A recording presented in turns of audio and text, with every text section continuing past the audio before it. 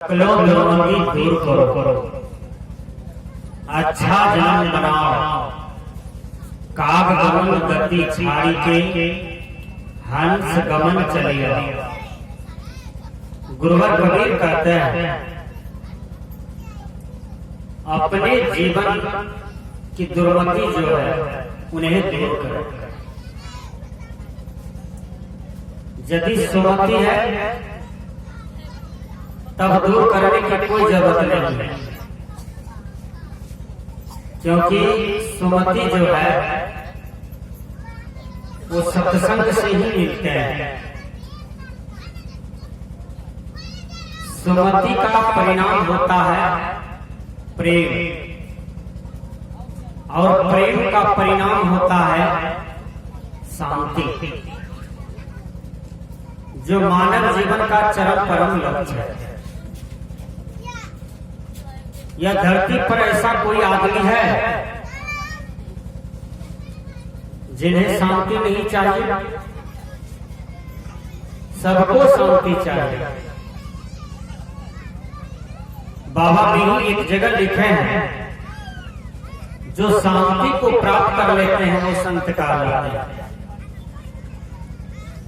क्या संत केवल गेरुआ कपड़ा पहन करके ही बना जा सकता है? संत केवल उजला कपड़ा पहन करके ही बना जा सकता है? संत केवल लाल कपड़ा पहन करके ही बना जा सकता है? वेश देख मत भूलिए, कपड़ा को देख करके न भूलें। जिसका जीवन सदाचार में है, शिष्टाचार में है, जिसका जीवन साधना परायण है, जिसका जीवन आत्म परायण है, आत्मा की ओर है,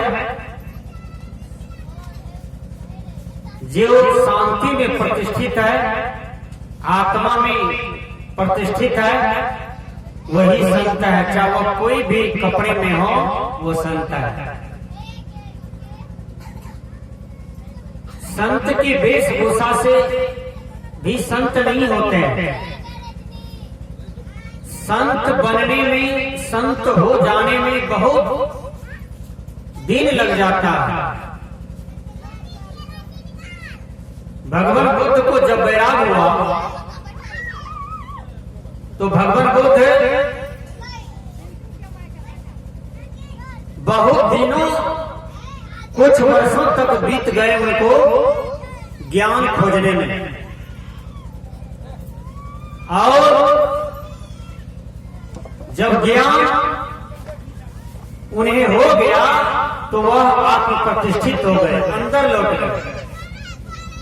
जब तक बुद्ध को ज्ञान नहीं हुआ था तो बुद्ध बाहर भटक रहे थे, बाहर सब कुछ खोज रहे थे। लेकिन बुद्ध को जब आत्मा का बोध हुआ तब बुद्ध एक जगह बैठ करके साधना में लग गए और अविचल आत्म प्रतिष्ठित हो गए, और बुद्ध को आत्म शांति की प्राप्ति हो गई। मैंने कहा सुमति से प्रेम का उपज होता है, और प्रेम का परिणाम शांति है। जिस घर में प्रेम नहीं है वह घर बेकार है। जिसे भाई में प्रेम नहीं है, भाई कहलाना भी बेकार है। जो गोतनी में प्रेम नहीं है वो गोतनी कहलाने के काबिल नहीं है। जो बाप बेटा में प्रेम नहीं है वह बाप बेटा कहलाने योग्य नहीं है। जिस समाज में प्रेम नहीं है वह समाज कहलाने के काबिल नहीं है। दुनिया में सबसे बड़ी दौलत यदि है तो वह है प्रेम। दुनिया में यदि सबसे बड़ा खजाना है वो है प्रेम। यदि आपको कोई 1 करोड़ रुपया दे दे और एक वैर वाली बात कह दे, एक कुबोली कह दे, तो सारी दौलत आपको बेकार बुझाएगा। लेकिन यदि वही आदमी आपको प्रेम से बर्ताव करे तो करोड़ों रुपया उसके सामने में फैल है। यदि कोई भी आदमी आपके साथ प्रेम पूर्ण व्यवहार करता है तो उसके सामने में अरबों रुपया फैल है। प्रेम ही जेवर है, प्रेम ही हीरा है, प्रेम ही सबसे बड़ी संपत्ति है और प्रेम ही स्वर्ग है। इसलिए प्रेम को धारण करना चाहिए। गुरुवर कबीर ने एक जगह कहा है, प्रेम पाट का चोलना पहिरो कबीरो नाच, पानी पिन्हो तासों को जो तन मन बोले सांच। यानी प्रेम के कपड़े को पहन करके नाचो, प्रेम की चोला पहन करके नाचो। विचार कीजिए, क्या कल से आप लोग नाचना शुरू कर देंगे? लोग पागल कहेंगे।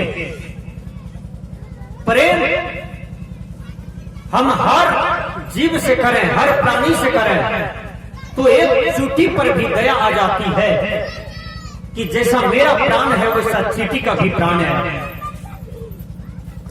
यदि आपके जीवन में प्रेम उत्पन्न हो जाता है तो आपको एक कुत्ता पर भी दया आ जाता है, एक कबूतर पर भी, मुर्गा मुर्गी पर भी, सुगर पर भी, भैंस पर भी, गाय माल जाल पर भी आपको दया आ जाएगा।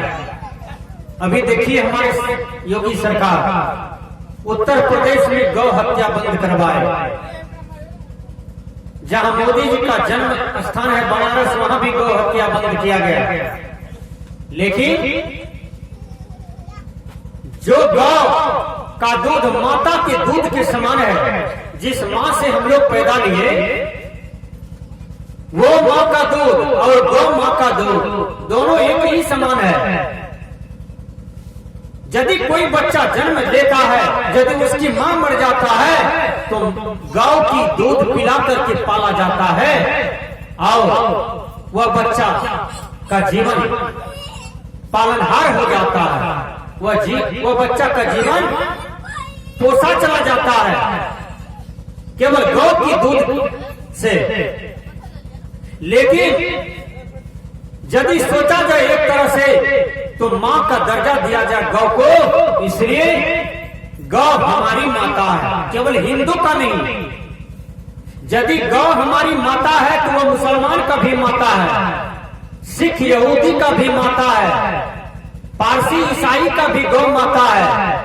इसलिए प्रत्येक आदमी को गौ पालन करना चाहिए और गौ को मां से ज्यादा दर्जा देना चाहिए, क्योंकि गौ का दूध पीने से हड्डी भी मजबूत होता है। गौ का दूध खाने पीने से, सेवन करने से सैकड़ों बीमारी दूर रहते हैं। इसलिए भगवान कृष्ण कहते हैं दुग्धम युक्त क्षीर भोजनम। प्रत्येक आदमी भोजन करे, हरी साग सब्जी को खाएं, लेकिन दूध के साथ। और दूध दवाई से भी ज्यादा काम करते हैं। आजकल लोग 10-10 एकड़ मकई उपजाते हैं, 50-50 एकड़ में धान लगाते हैं और 50-50 एकड़ में गेहूं लगाते हैं। लेकिन वही आदमी के दरवाजे पर जाइए तो एक गौ तक नहीं मिलता है। उस आदमी का चेहरा पर, शरीर पर मांस नहीं है, गाल मुंह चुटका हुआ है, रोज बीमारी का घर में पड़ा रहता है, रोज उसके शरीर में बीमारी आती है। क्यों? क्योंकि वह कभी अपने जीवन में एक घोट दूध नहीं पीते हैं। इसलिए प्रत्येक माता बहनों से यह कबीर विचार निवेदन करते हैं कि हर आदमी को गौ पालना चाहिए। यदि आपके पास गौ खरीदने का पैसा नहीं है तो सरकार लोन पर भी देती है। आज समूह के द्वारा हमारे नीतीश कुमार जी गौ भी देने लगे हैं। बहुत चीज नीतीश कुमार जी समूह के द्वारा दिए हैं। और विचार कीजिए, आज लोग बकरी पाल लेते हैं, सुगर पाल लेते हैं, मुर्गा मुर्गी पाल लेते हैं, कबूतर पाल लेते हैं, लेकिन वही आदमी को देखिए कि सुंदर गौ नहीं है दरवाजे होने पर। इसलिए मैं निवेदन करता हूँ कि आप लोग गौ को पालन करें और हर आदमी का जीवन गौ की दूध से जुड़ा हुआ हो तो आपके शरीर में बीमारी नहीं आएगी। आपकी आंख की रोशनी घटने लगता है, कान सनसनाने लगता है, कान से दोनों कान से आवाज आता है। विचार कीजिए, लेटरिन खुलासा नहीं होता है। ये सबको दूर यदि करना हो तो हर एक आदमी गौ को दूध के पिए, गौ के दूध को पिए और रोटी के साथ उस गौ के दूध को सेवन करें। आपका जीवन बिल्कुल बढ़िया हो जाएगा और आपका जीवन खिल जाएगा, आपका शरीर स्वस्थ रहेंगे। इसलिए सबसे बड़ी संपत्ति है स्वास्थ्य। यदि स्वास्थ्य को बनाए रखना चाहते हैं तो उसके लिए आहार पर उतरना होगा। आहार संतुलित चाहिए, आहार शुद्ध चाहिए। जो आदमी मांस मछली खाते हैं वो स्वस्थ नहीं रह सकते हैं क्योंकि वो गर्म भोजन होता है। मैं निवेदन करता हूं कि आप लोग मनुष्य हैं ना, कि आप लोग बटे हैं, आप लोग मनुष्य हैं। मनुष्य का भोजन क्या है? रोटी सब्जी दाल भात घी पापड़ यही सब न है, दूध दही मक्खन। आपका भोजन यदि पशु खाने लगे, पक्षी खाने लगे तो आपको हंसी लगेगा, मेरा भोजन ये सब खा रहा है। गाय यदि दाल भात घी पापड़ अचार खाने लगे तो आपको हंसी लगेगा, ये तो मनुष्य का भोजन है। गाय खा रही है, बैल खा रहे हैं, बटे गीदड़ खा रहे हैं, लेकिन मनुष्य का भोजन जो है मनुष्य खाते हैं। और पशु का भोजन देखिए, बैल जो है, बैल क्या खाते हैं? घास खाते हैं, दुबरी खाते हैं, जौ खाते हैं, मकई खाते हैं, आटा चोकर खाते हैं। बैल के नाद में 5 किलो मांस गिरा दीजिए, बैल खाएंगे। गाय की नाद में 10 किलो चना मांस गिरा दीजिए तो गाय खाएंगे? नहीं खाएंगे, क्योंकि उनका भोजन नहीं है। और हम मनुष्य हैं, हम अपना आहार को छोड़ करके हम लोग क्या खाते हैं? मुर्गा बटेर खाने लगते हैं, अंडा खाने लगते हैं। नहीं, ये हमारी भूल है, ये मनुष्य का भोजन नहीं है। मनुष्य जब पैदा लेते हैं तो वो जन्मजात शाकाहारी होता है ना। कोई भी बच्चा जब जन्म लेता है तो कहता है मछली भात दीजिए हमको खाने के लिए। कोई भी बच्चा पैदा लेता है तो कहता है मुर्गा भात खाएंगे। वो दूध पीते हैं, दूध, और दूध शाकाहारी भोजन है, वो अमृत भोजन है। इसलिए निवेदन करता हूं, गुरुवर कबीर कहते हैं कि सकलो दुर्मति दूर करो, अपने जीवन की दुर्मति को दूर करें, गंदा व्यवहार को दूर करें। दुर्मति का जन्म होता है कुसंग से। जो कुसंग में है वह दुर्मति में है। आज कोई दारू पीता है वह दुर्मति में है, शराब पीता है दुर्मति में है, वह गुटखा खाता है, पान पुड़िया खाता है, दुर्मति में है। इसलिए गुरुवर कबीर कहते हैं, उजला कपड़ा पहिर के पान सुपारी खाए, एक हरि जाने बिना बांधे जमपुर जाए। हरि जाने बिना मतलब, हरि मतलब आत्मा। आत्मा को जाने बिना ये संसार बुड़ता जा रहा है, यह संसार भटकता जा रहा है। इसलिए गुरुवर कबीर कहते हैं, सकलो दुर्मति दूर करो, अपने जीवन के सारे दुर्मति को दूर करो और अपने जन्म को अच्छा बनाओ। अच्छा कहां बनेगा? तो सत्संग में, संत महापुरुषों की संगति में, अच्छे सज्जनों की संगति में, अच्छा स्वाध्याय करने से, अच्छी किताबें को पढ़ने से, अच्छा चिंतन करने से अच्छी संगति में रहने से आपके जीवन में आपका जन्म अच्छा होगा। अपने जन्म को अच्छा बनाओ।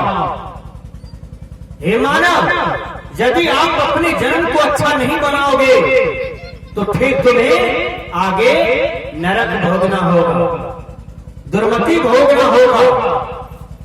गुरुवर कबीर कहते हैं अच्छा जन्म बनाओ, काग गमन गति छाड़ी के हंस गमन चलिया।